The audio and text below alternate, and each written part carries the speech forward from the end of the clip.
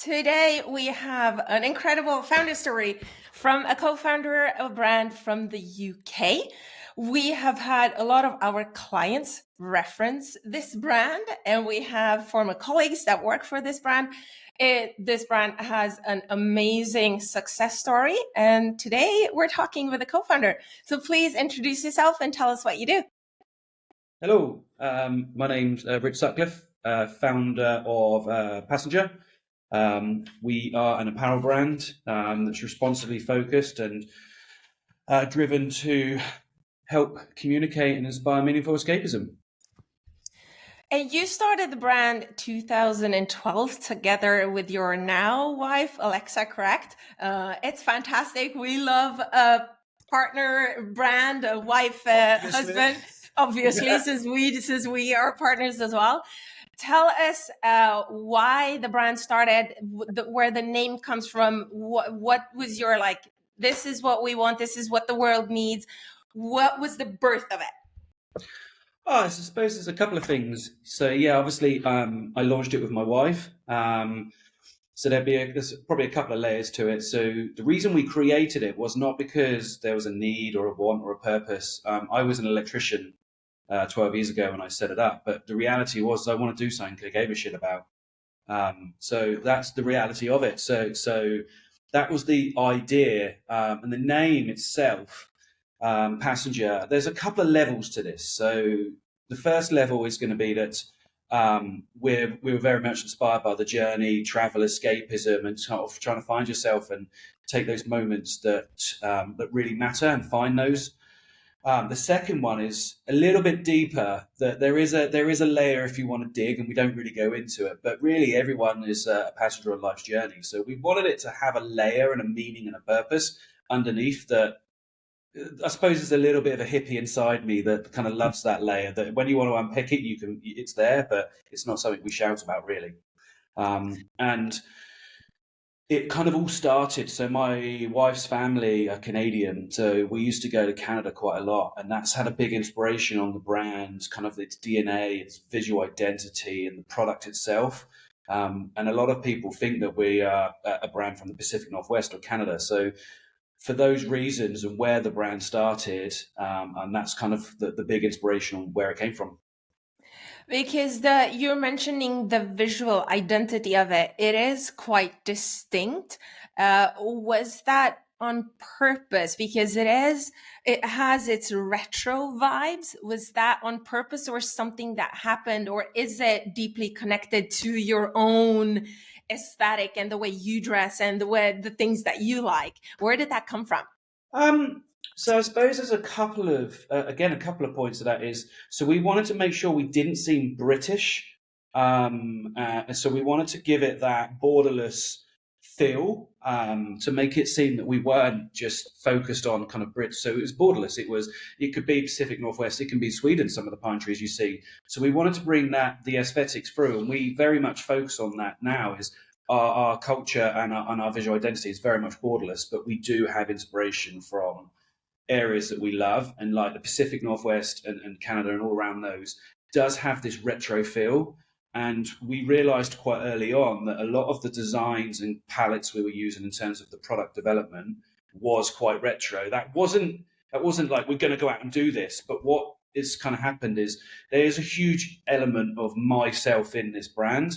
I obviously, it being so big now, I'm no longer the one actually doing it all, but Katie, one of our designers, who's been with me from day one, she's had a big influence on this as well. And together in the early days, we just formed this style and DNA that is still intrinsic today, and it's taken on different lives and different pathways, but you can see the core values and the core kind of VI is all the way still there.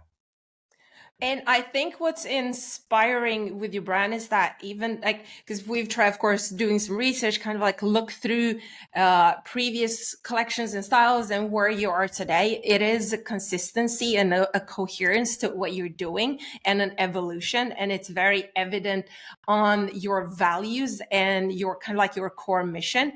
Can you talk to us a little bit about, did you have a core mission from the beginning? If not, or yes, how did that come about? because you're very driven by sustainability, the exploration. Tell us where that comes from. So the easy answer to that is at the very beginning, like the first 2 years, no, I didn't know anything. I'm not even going to lie and try and pretend. I was an electrician, so I remember spending the first couple of years learning how to build a brand. I didn't know what brand was, learning how to build a culture. I didn't know what culture was. Learning how to build products and development. I had no idea, but quite quickly I realized that sustainability was something we needed to focus on. And we like to use the term responsibility now because it gives it more of a broader meaning. So it's not just around product, it's about everything. And what we realized in the first couple of years is that we're very much inspired by the outdoors and travel and nature. So if we are a brand that's inspired by those, we should be looking to give back. So within like the first year, I think we started planting a tree for every order. We did it very quickly. It was just something that back then we could just say, we're going to do it. And we done. That was it. So it was really good. We could move and be quite agile and progressive. But the challenge I found at first was because I wasn't from the industry, I didn't know why things were done in certain ways. So then I also challenged them, which was quite positive. So if we're trying to source responsible materials, and at the beginning I was probably making, 100 pieces per color, which knowing that the people are going to listen to this will understand what I was trying to do back then, which was virtually impossible. But because I didn't know how things were done, I was like, well, why can't we do it this way? So we were actually very progressive and very kind of really forward thinking and blending recycled fabrics with organic. So we were kind of reducing any virgins, especially around the cottons. We were really, really innovative with that back in the day. And we were a tiny, tiny brand. We would probably turn over less than £1 million. Well, you talk about material. How else do you work with responsibility today in Passenger? In terms of fabric or production? No, in general. I mean, do you have any? Where you source it, or do you look at a recycle type of material, or is it the composition of the material? What's your focus when it comes to responsibility? Because there are so many angles you can look at. Having locally made far away, you can look at certifications, the circular aspect of it, after the end of life, and so forth. So where do you put your focus when it comes to responsibility in Passenger? I mean, the way I would look at it, and there's so many, like you just said, there's so many different ways, and so there is no right or wrong here. And the way we look at it is we try and look at what we can do and then always trying to keep improving that. So our main focus at the moment is being on trying to source our fabrications near where they're made. So we reduce the shipping of fabrics. Mm-hmm. And what you find is the primary areas that we're really progressive in investing in the technologies to be able to turn plastic bottles into fabrics, etc., is Asia. So we produce a lot of our fabrics near those regions, and that could be anywhere from Vietnam, Cambodia, China, those man-made fabrics. So we made a point early on is we want to remove all virgin man-made materials from polyesters, nylons, acrylics. So we made that as a mission early on. And again, we were very young and experienced when we set up this mission, but we achieved it. Then we looked. Then our next thing was like, we don't just want to use organic cotton. We want to understand how we can progress that a bit further. So we ended up working with a Spanish factory out of Morocco who make all of our cottons, t-shirts, sweats, hoods. They are very progressive, and they've got a technology. They're able to blend a yarn that's a recycled yarn that's 4 centimeters long rather than 2.5 centimeters. So it's given an extra feel.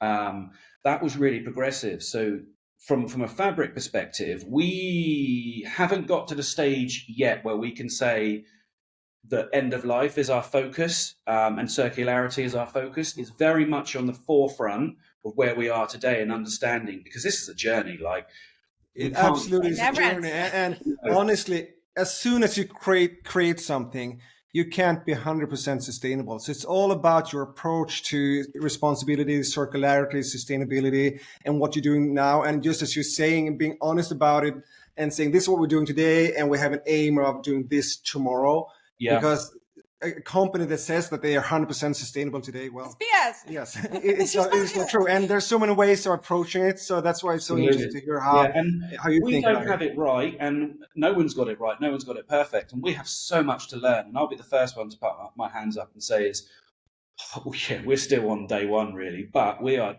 doing our very best, and we're trying to be progressive, and we're trying to understand but you've got to have it. Problem being is, and somebody's taught me this. So a personal passion of mine is single-use plastic. Can't stand it. Absolutely hate it. Now I'm personally on a mission to eradicate that from our supply chain, and we're doing a very good job.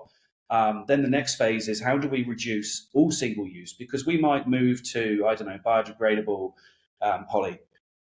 It's a better step. It's not the right step. It's not the end of it. We could move to paper, which we're doing. Again, that's another step that creates a problem down the road. So we're trying to reduce and focus on all of these areas as well, that we can chip away at the big things and find some big wins. Yeah. And when we're still on the topic of sustainability, we just had on Pascal Moreau, who's an expert on sustainability and legislation in Europe. In a previous episode. In a previous episode of this podcast. And there's a lot of new legislation coming up in EU within the next coming years, so around sustainability and especially traceability. Yeah. How will that affect you? Is that something that is, what's your take on this? How much will that affect your running your business? It's going to affect everybody. So the reality is we're already on that now. Is John Lane, our CEO, and Jane Blacklock, our head of ESG, they're both working very hard on trying to create the system to set up the digital passports, the PDPs. Yeah. So we're ahead of that. So the idea is it's a lot of work and it's a lot of learning. And for us to get ahead of that, we're already setting that up, testing that. For us, transparency on our supply chain is very important. So we have our first kind of stage transparency available on the website, so you can see who's making our products. But we're going to really dial that up. And so there's a lot of work going behind the scenes, sort of ongoing with that. And we're getting very close now to full transparency, full certification, kind of end-to-end certification on the products. And that is our goal, is to be fully transparent. We don't have anything to hide at all. It's just a lot of work. It's great, and it's just good for your store as well to show everything. Exactly. So that's a big focus for us, anyways. So one, our transparency was going ahead, and we've been working very hard, and there'll be some more updates on that soon. Secondly, that then does flow into we're going to have to do it from regulations and the PDP. So we just happen to be slightly ahead of the curve on what's required, but there is still an absolute mountain of work. Yeah, it's going to be very difficult for everybody because I feel sorry for small businesses, and I've kind of said this before.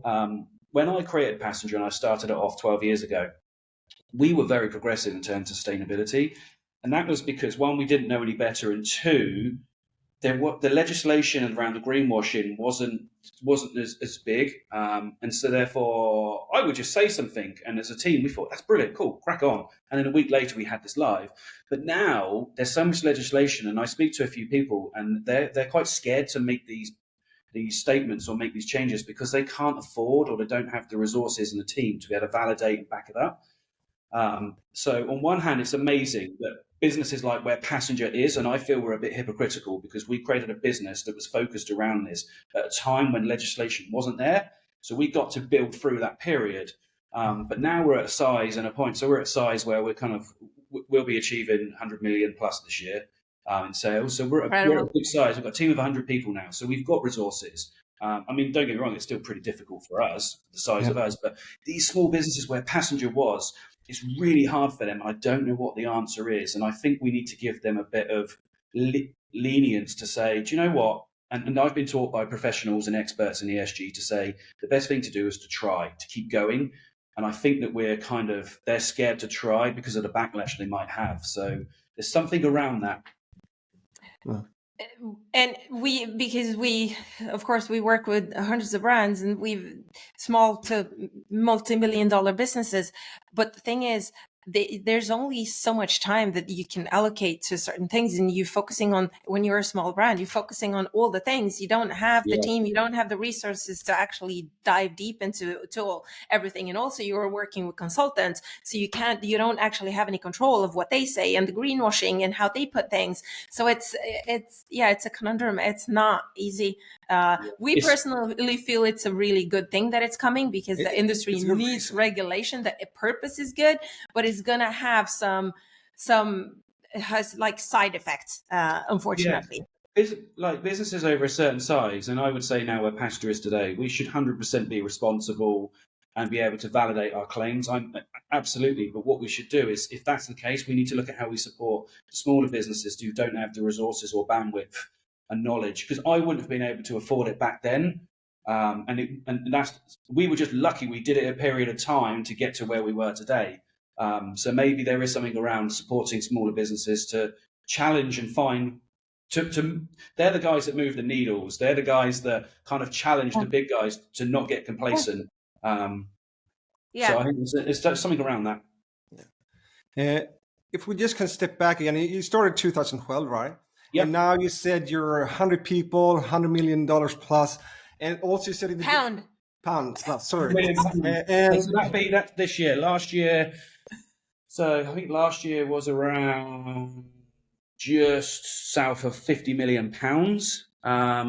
So our plan is, so we're kind of looking between 85 to 100% growth this year.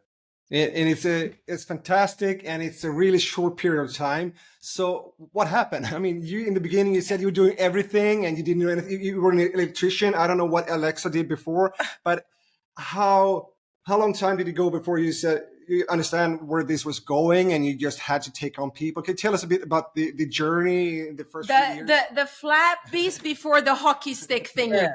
And it's quite easy to explain. So 2012, I set it up. We finally launched the business with a few products, t-shirts and beanies in 2013. So it took you a year from idea to launch. Okay. Yeah, pretty much a year from idea to launch, probably a little bit longer. No, it was longer. So we registered the brand in exactly 1 year before we launched. In October 2013 is when we launched. 2012, the trademark and brand name was created, but there was probably 6 months before that figuring it out. So it's probably 18 months from some seed to launch. Mm-hmm. And then products were in my loft, in my house, and my conservatory was like a sample room. And my life and passenger, and I would work. So we were bootstrapping, both myself and wife. So we were both working day jobs. So I'd go onto a building site or a job, and I'd have my computer. So I'd be up at 6 a.m. to chat to suppliers. Then I'd go to work. Every waking moment, and I would be working in evenings, was spent weekends, just nonstop working. And it took about, I'm going to say maybe 2 years tops. And we realized that we created a lot of traction. There was a lot of noise in industry, and some interesting people were popping up and saying, love what you're doing. And it was very much driven by the noise around escapism, what we were doing as a brand, and then the products that reflected that. So I think after 2 years, I realized that we had traction. So we went into, this is how we break it up. So this was Passenger 1.0. So it was myself, my wife, and we had a small team, and we started selling wholesale. And we started to have some traction in some big retail stores. We weren't equipped to deliver with them at that point. No, we didn't have the resources and structure. The original plan was to build a D2C brand, but because of we had some traction in B2B, and we had a daughter born who had a medical condition. So it was kind of quite difficult and scary at one point. And my daughter was in hospital for 100 days when she was born. My wife had to step back, and she's never actually come back since then. So that's a whole other story. There's quite a lot that went into that. But that was quite a difficult period, emotionally, physically, mentally. And because we had to keep a team going, so we had to bring a team together to help replace my wife, which meant that we had to focus on B2B because that was the opportunity to present itself. And that was quite difficult. But I knew early on, within the first few years, that I needed to bring somebody in to help scale the business. I was inexperienced, didn't know what I was doing, but I was lucky enough to create something. From a strategy perspective. Yes, absolutely. From a strategy perspective, I'd realized that we'd created a brand that was bigger than we anticipated, because the idea was to create a lifestyle brand, maybe have a shop, have your dog and family, and just be a nice lifestyle business. It couldn't be any further from the truth of that where it is today. But those intrinsic values of life balance are still massively important in our culture today. So it took about 5, 6, 7 years probably to kind of find the right person. And I met a guy called Justin Stone, who was founder of Surf Dome.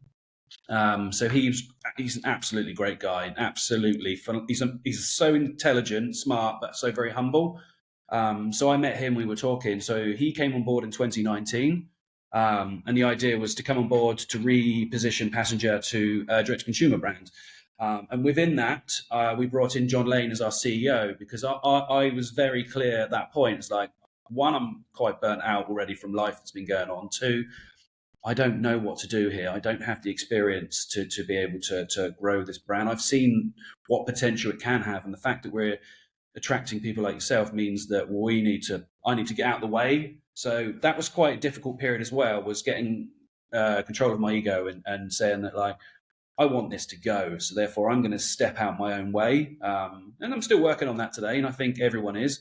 So that set us up for Passenger 2.0. So Passenger 2.0 from 2019 onwards, was when we we started to bring in a bigger team, we started to invest. And it just so happened that COVID came along about 6 months after this, and actually was quite difficult and quite scary. And there were some really pivotal points where if we'd have shipped stock to retailers, we'd have had no stock, so we would have probably gone under. So the 2 years work we'd planned to repivot the business into D2C, we did it in 6 months, and it was brutal. I didn't see COVID, and there's all the talks of furlough. We were absolutely in our bubble, really grinding and trying to do what we could to stay alive.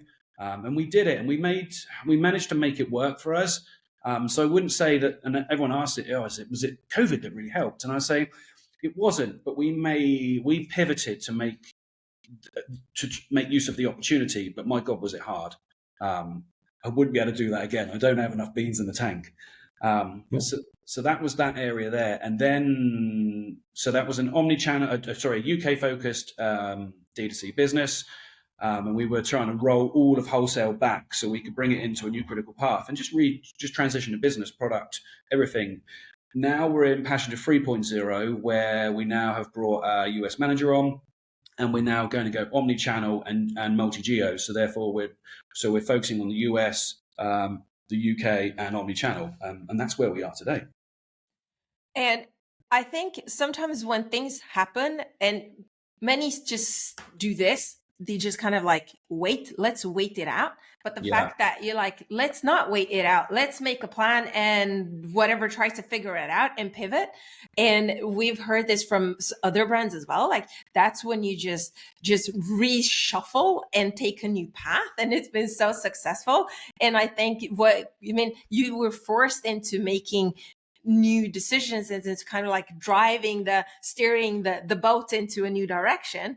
But for me, what I found interesting is that, kind of like going back to what you were saying, is trying to get yourself out of the way and bring in people that know what they're doing, and having that humility and putting the ego aside, like, I don't know everything. I don't have this experience. And to kind of bring in the people that are needed is really crucial for making the ship kind of like go into the direction it needs to go.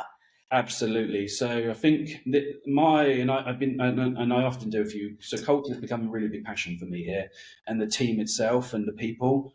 And I think understanding myself a bit more has allowed me to be a better leader and a better kind of driver of culture. But I'm under no illusions that should I have not got out of my own way, we wouldn't be here today. We certainly wouldn't be where we are today. So single-handedly, nobody can do this. And I think the main premise from me is, I'm just talking and you're saying, oh, brilliant, how have you done this? I haven't done this. So I want to be very clear, we've done this as a team. And that is really important for people, that once you learn to control your ego, you can, and everyone has an ego, and that's absolutely fine. But if you can figure out what it is you truly want and what it means to you, and you can say that, like, this is a team effort, and you can bring that culture to it. Honestly, it's so much fun, and everybody's thriving, and we drive really, really hard. And we have an interest in the way we deal with dynamics and hierarchy. Like, we didn't really like hierarchy. I like to be challenged. I was thinking about when talking about culture and the team and what your brand is about the escaping, traveling, exploring, life balance and doing the fun things in life. When you find your team, can you manage to have them in an office? Or is it, do people work remotely, or if you really want to have this lifestyle? How does this work? Really interesting. So we've got a hybrid remote working system. So we've got an office. We sat in one of the offices here. We did have our stock in the warehouse, but that got moved to a 3PL a few years ago because it was too much. So we turned our warehouse it's got a pool table in there, a giant projector screen, a pizza oven, a bar, co-working spaces, and actually we're going for a refurb so we can it's got wooden panels everywhere, so it's very cabin, very passenger. We don't do shiny, we don't do frills, we just want to make sure we've got the essentials. We'll have some beer, some non-alc beer off the bar, pizzas, pool, although it sounds really, really kind of great, but nobody actually, evenings and that, we're trying to encourage more kind of communal kind of working. But because we're remote, you kind of have, we have people in America, France, we've got people remote working. So we do our cabin sessions once a month where the team get together. So we're trying to maximize the value of that and bring that community and bring that kind of just bring everyone together. We do have people that we have a really low turnover of staff, and actually we had 3 people leave last year, and they all came back. So John Line, who I mentioned here, actually, he was number 3 employee, number 4 employee. He left and he came back to us because he's just like, which was great. He needed to reset because it's been very fast paced. And then he went out, did a few things and realized how great it was here. And he was straight back. So what's really good is we do have an amazing culture, and there can be a lot non-stop. We need to keep improving. We need to keep learning and understanding. But because we create, our output's high because of the hybrid working, and we use sort of the Google Suite a lot, which really, really helps. But we do have people that can work on the road, they can travel, and we're trying to figure out where those balances are, because we call our consumer the roamer, and that's kind of who they are. And we call our people who work here, they're roamers. So we need to attract those roamers, keep them happy, and figure out that one, obviously, on the happiness scale, we're going to get better output, and we're going to have less turnover of staff. People are really, really happy. But just trying to find those balances where you're getting value and keeping them happy, but it doesn't just become so relaxed that nothing gets done. So we're doing a good job, but there's a lot to learn still. A lot of a question we get especially from startups is, how do I find great team members? What are you finding yours? What are you looking for in new people when you hire them? That's a really good questions here. So I would say, obviously, LinkedIn, your standards, social media, people might reach out to you. If you put job ads out, that you're going to get the right people coming through. So obviously you've got your social channels for various ways of getting into conversation. Do you personally interview everybody that jumps on board? Not now. I did at the beginning, and there'll be certain people I do interview. I couldn't possibly. I think we've hired like 50 people in 6 months. So I don't even think John, our CEO, can keep on top of all that now. But there's a few things I've learned, and people have told me. Is one thing that's always stuck with me is don't hire yourself. Somebody said that, and that's stuck with me. Obviously, if you understand your limitations, your weaknesses, you're able to hire people that can fill those slots for you. Something else we always look at is we want to make sure when we're hiring it's professional, not corporate, because we're not corporate. But although we have a bit of a scrappy startup mentality, because that's our agility and hustle, we need to make sure we're professionalizing it. So it's finding the right side of that.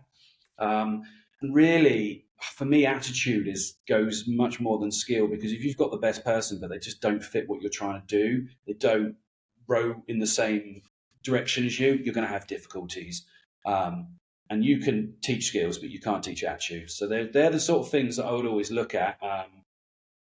We've just been very lucky. We've hired some amazing people, and the talent of the people here. For me, every day is a school day. I learn something every single day, and that's an attitude that we should all have, and that I also love. And of course, people stay because of culture, and culture comes always top down, never down up. Absolutely. What are you doing? Have you even put that in a bullet list? Like, do you know what culture for you is to be able to tick it off every month? Like, we're following this, we're doing this right. Or do you what does that look like for you? Like intangible I'd words? say yes and no. So I would say is, one, we are aware and we're working on that. But two, we don't have it perfect. We haven't got it dialed in, and I don't think we ever will do. So I look at culture and people probably are going to argue this. I look at culture in two ways: the what and the why. So, for instance, John, our CEO, he's very much the what. He's making sure that we're working really efficiently and our ways of working and everything's done. For me, I like the why. That's the intangibles. But I've realized how important these are, and I didn't realize how important. And I'm learning every single day more and more. it's like, for instance, when we ask the team, then it's like, why are you here? And it all comes back to our values, and it comes back to all of the kind of really intrinsic reasons that they love working for Passenger, the ESG, our values, commitments, etc. So then the idea is we're trying to create a working philosophy and a culture that delivers value to the business. So kind of the way in my head I've always said it now is that for me, culture is something around like building a brand that can deliver on business objectives. This is something that I just made up in my head a few weeks ago, because it's trying to figure out how the why drives the what. And that is something I think I've become clear on recently, is that actually it's the intangibles that can easily get lost. And they're the things that if you get right, we have to understand, and trying to quantify these intangibles and saying, what are the true values? What's our North Star? What are the KPIs to that? Because exactly. you need to measure it. So for me, this is it. So the idea is to understand is what drives those KPIs. And I don't think it's all about output. It very much is, because that's what we need to get done to measure those. But I think we can facilitate those through, like, happiness scale is an example. I would say that a KPI should be the happiness scale. Is what's the pulse check on the staff? Like, really, like, we might think it's one thing and we think everything's shiny and rosy, but there could be other things going on, and there will be. It never ends. It never stops. And brands do not realize how important their staff is for their growth. Absolutely. There's so many brands that we work with that unfortunately drive their staff crazy, and they drive them to the ground, and they are overworked, and they are, they don't know why they're doing what they're doing. And of course that people quit, and they take the bad with them and tell somebody else. And then the brand wonders, why do shit people come to us? Because it's like a bad circle that goes over and over again. So to take care of your staff is one of the simplest ways you can do to actually grow your brand. I was going to say, we don't have the silver bullet or the answer there. We're aware that culture is important and always trying to work on it and try not to burn staff out. I mean, we're still a very fast-paced startup mentality business, so it is fast, but we're trying to make sure we're finding, for me, life balance is really important now. I said that earlier on, the reasons why I started Passenger. So it's trying to make sure that we find that life balance and what that really means, because that's different to everyone. Yeah, I was just going to say, okay, let's talk a bit about the product and product development. Now, 12 years later, what does your product development cycle look like? And especially when it comes to new products, how do you decide what kind of new products to add to your collection? So, I mean, yeah, back in early days when I was a bit more hands-on with everything, I would have been able to have given you every single detail.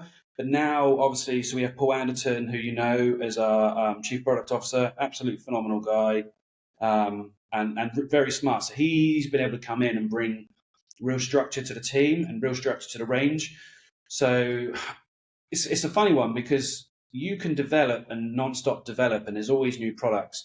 But for me, if I could create a product range from one fabric or one manufacturer, saying I would. I know that the reality is that doesn't exist, but that's the mentality that we've been trying to instill. And so Passengers over the years have been growing quite fast. We've done a lot of learning. We've kind of put, I would say, too many products in the market where we've been testing. So the idea is now we've done a lot of testing. We're trying to cut the tail, strip the product range back, so we can really, and this is really important, that development for development's sake doesn't work, and we want to create versatile products. We want to be able to share fabrications across ranges.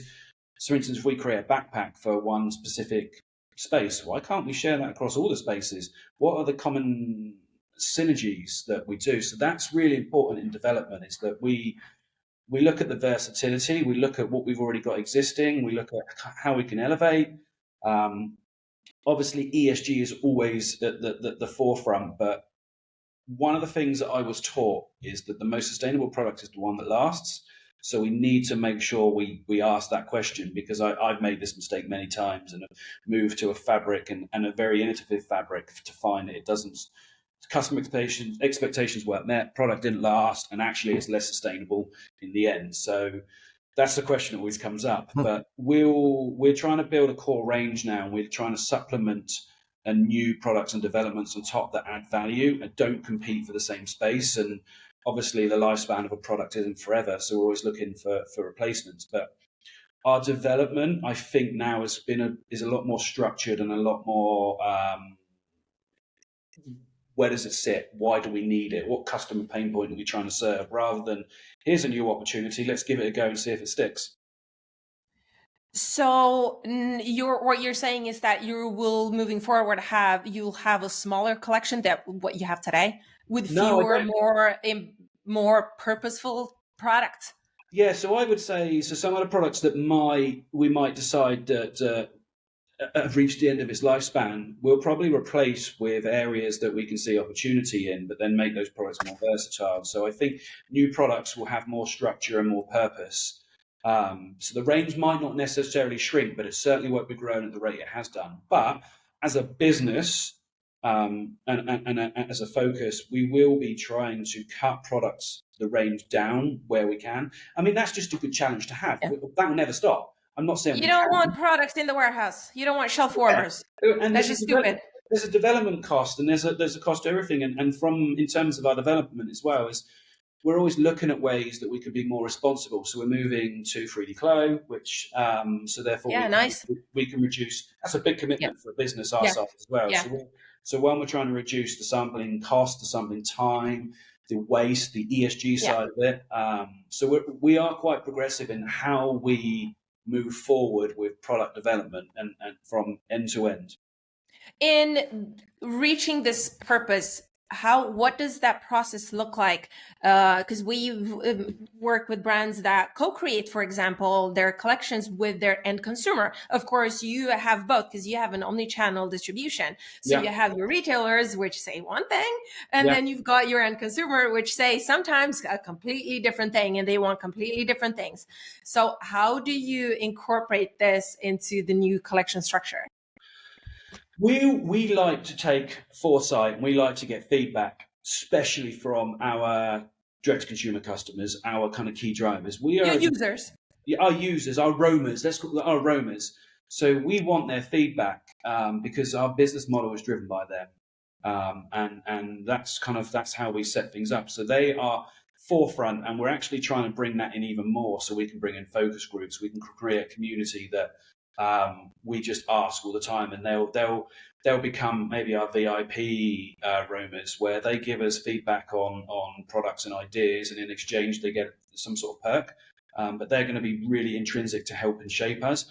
We also do ask our retailers what their needs are and what they would like, and we see where the overlaps are, and we'll try and manage the exceptions because you cannot get it right. Everybody wants something different. And that's two conflicting areas that so we have to manage that. It's not easy, but it's great when you find the overlaps. That's what's really good, is you can find those overlaps. Yeah. Now I'm thinking about, we talked about your journey and where you come from 2012, but what would you say has allowed you to grow this rapidly in the last few years? What ingredients is it that has allowed you to? What's the recipe so someone else can go copy it? No, what has allowed you? I would say if you realized in the early days you've created a brand or something with value, or it can even be a financial model, whatever it is, or a product, you've created something that you realize does have legs. You need to understand yourself is how can I scale this? And it will come down to bringing in the right people. Always does. I couldn't do this alone. And people play really important roles at different times. So that would be my advice, is if you found that you've got traction, but you don't know how to make the next step, bring a team in, just get out your own way and look at what the structure and what that needs to kind of elevate it. It does mean you will be relinquishing control. You will be no longer the key decision maker, the shot caller and everything. And they're the sort of things that you have to ask yourself, are you prepared to do? Does that sit with you? And for me, it was okay. I knew early doors what my life was going to look like from the decisions I wanted to make. But I wanted to give this brand the best possible chance. Because when I asked myself, the really important question is, do I want 100% of nothing or something smaller as such, or because is my ego in control, or do I what I've put my heart and soul into? So my life is like entwined in Passenger at the moment, and I'm trying to unwind it in a healthy way so that at one point, like the whole DNA, like you couldn't distinguish what was me and what was passenger in the early days. And it's still hard to distinguish now, but I'm unwinding that. But what I really asked myself the question is what do I want from this? What could my legacy be? And that became clear to me that I've put my heart and soul into this. So I want to give it the best opportunity to make a difference and do something. And luckily enough, we were able to do that. So you have to work on it and keep working on it and kind of enjoy what you do and spread that culture. Yes, just a quick question. With this big ship that you're running right now, do you manage to be a roamer yourself these days? This is some interesting questions. So first of all, I'm going to say is I'm no longer driving the ship. John, our CEO, is the one driving the ship. I'm helping support in areas I can and making sure that our purpose, our why, and I'm kind of and I'm still very much involved in brand and product, but I've learned lots about business and trade and commercial. I actually really enjoy that, but that's not my passion. My passion is to make sure our brand and product and our purpose stay on track. This is why we exist. This is why we're all together. So that's my key focus. John makes sure the ship's going well. Up until, I'm going to say 2 years ago, no, I wasn't a roamer. And because we had a young daughter and some complications, life was just bloody hard and it was full on. And I think I was, luckily enough, I was living vicariously through all the roamers that we were chatting to. So that gave me a fulfillment. But now I'm finding a bit more of a life balance. And the idea is now I'm kind of shifting my focus and trying to change habits. So swim more, get out more, live more. I found other ways of escapism. So I love music. So when I'm kind of a bit burnt out, I've got a bit of a recording studio. So I like to go in and just kind of jam on some music and find my happy place. I love nothing more than going roaming in the forest. That is my one thing I love. Like, just switch it all off, put some music on. Sometimes I'll even do it a bit of work, to be honest, if I'm just trying to combine two elements. But I'm getting life balance. But I would say it's taken close to 10 years to get through that. Maybe 8 to 10 years. And don't get me wrong, there's been many a time it's broken me on some really serious levels. So for anyone who's listening, it's like, you've got to go for it. If that's what you want and that's what your passion is, you believe in it, go for it. Because the worst thing to do is to look back and say, I wish I'd gone for it, wish I did a bit more. If you really want it and you feel it deep down in your bones, go for it. But be prepared. It isn't easy. And I think you need to learn resilience. A key thing that a founder or that needs to have is resilience. You need to learn that you're going to get knockbacks and they're going to hurt. And you just need to roll yourself back up, put your big boy pants on, and then go again. I want to go a little bit into finances because you mentioned you have brought people in. And because of the incredible scale that you've had in the past couple of years, what does the finances, what have the finances look like for you? Have you brought in investors? Why, if yes, why did you choose to bring in investors? What did that do to your business?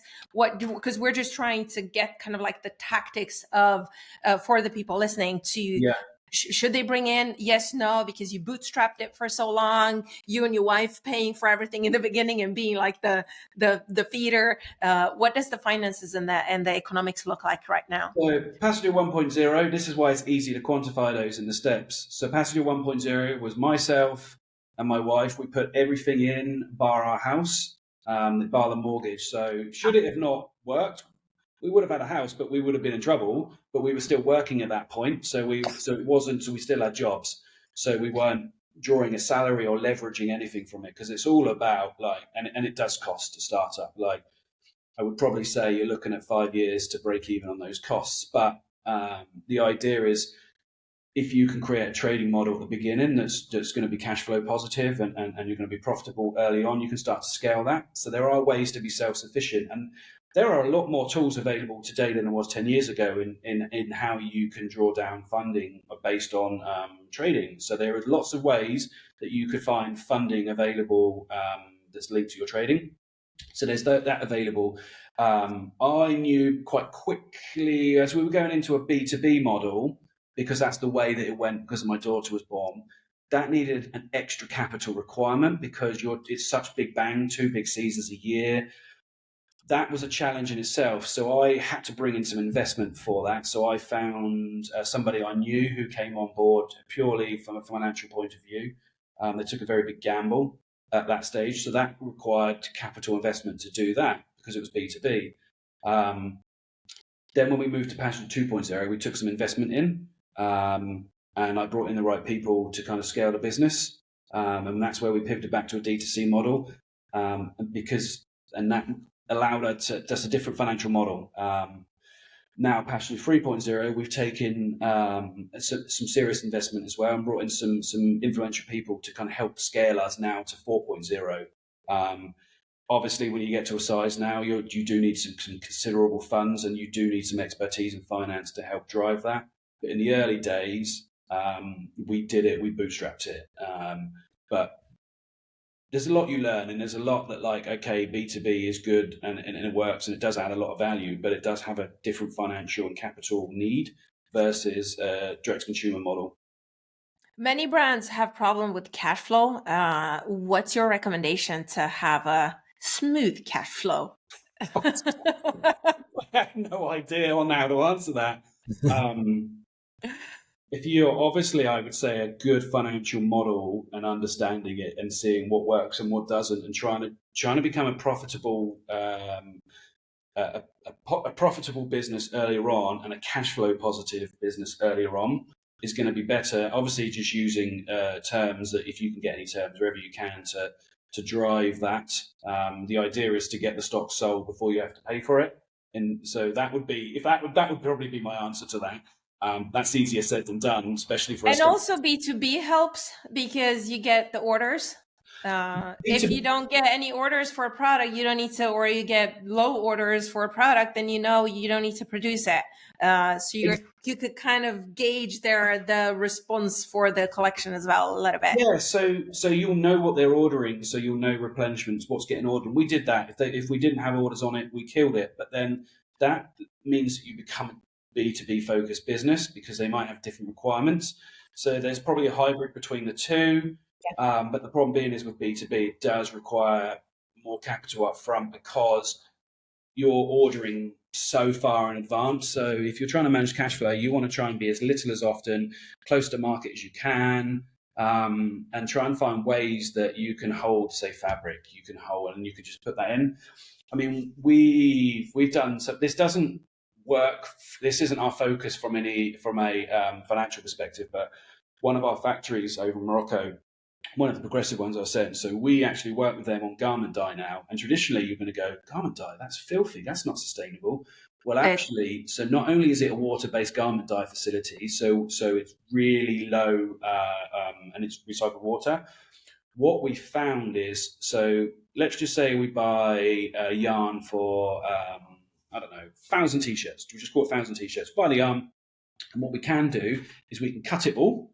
And at the moment here, it's all greige, so we can cut it all. So all of the waste that comes off those then goes back through to be recycled. So not only is that more sustainable because we're having zero waste, the dyeing's better, and it means that we can dye in smaller batches, so we can have stages to go to market. So we do it from a speed to market perspective and an ESG perspective to reduce waste. Well, ESG is what drove all this. But what it actually means is we can have it's from a cash flow perspective, it's better because we can say, oh, it's the white t-shirt that's selling more. Cool, let's make some more white t-shirt. And then we can say, oh no, it's the black t-shirt, so we can make more of a black t-shirt. So that kind of methodology really works if you need to do it for a cash flow perspective. This is such a great conversation. We know we need to round this off now, but I just want to ask you, if you could give any advice either to yourself, 12 years back, or to any founder today, what kind of advice would you like to give them? So I would say be resilient. Ask the questions that are going to come longer down the end, because if you know what your journey looks like and the reasons you're doing it, you can answer the next steps, because certain steps lead down certain directions. You need to be clear where they lead. Third, just get out of your own way, control the ego. That's probably the biggest thing and every founder thinks that they're amazing and they're doing the best thing since sliced bread. And that's great. We all think that, but we can't do it alone. So you just got to figure out what is it you're doing this for and allow yourself to ask those deeper questions that and be humble as well. It's like we're doing great things, but I always make sure we remain humble to the team. It's like, guys, we need to be humble. We need to understand that, like, we may be doing brilliant here, but we're tiny business in the scheme of it, tiny in the food chain. So let's just go out there and treat. So I don't like to call our suppliers an example. I call them our partners, because to me that's very important. Is we treat them that way, and that's a sort of key value that I wish I'd learned before. Is that just be humble, be authentic with it. That's a great tip. What are your 3 most recommended tools or podcasts or books that you wish to share with our audience? Something that's like, this is the best thing. This has helped me tremendous. What is that? So I would say that this is actually quite a hard one because there's lots. But the Lean Startup is the one that I would say jumps out the most because that's our philosophy, our business. I would say Amp It Up is a great one. There's lots. And also anything by Simon Sinek. He is my guru, my idol, just an absolute, just gets it. Like, it's the why. And I like to walk around with a Post-it note in my head sometimes with why on it. And all the teams say, yeah, we've been asking the same question, Rich. Those are great. We actually have all of them. What is one question you'd wish that we'd ask you that we haven't, that on things that you want to share with the audience? Oh, that's a really, really good question. I think you've asked them all, actually. Fantastic. So where do people find you? So easiest would be to passenger-clothing.com or Passenger Clothing across all the social channels. You could find Made to Roam as taglines, or My Escapism. Basically anything. That we're a business that wants to facilitate meaningful escapism, but our products are made to roam. So that would be the easiest way to understand it. Yeah, we'll put all the links in the notes. Brilliant. Thank you so much for your time and for sharing your insights. And I'm sure it's going to be incredibly valuable for our listeners. So thank you so much. Thank you very much. Pleasure. And I hope that's useful to other people.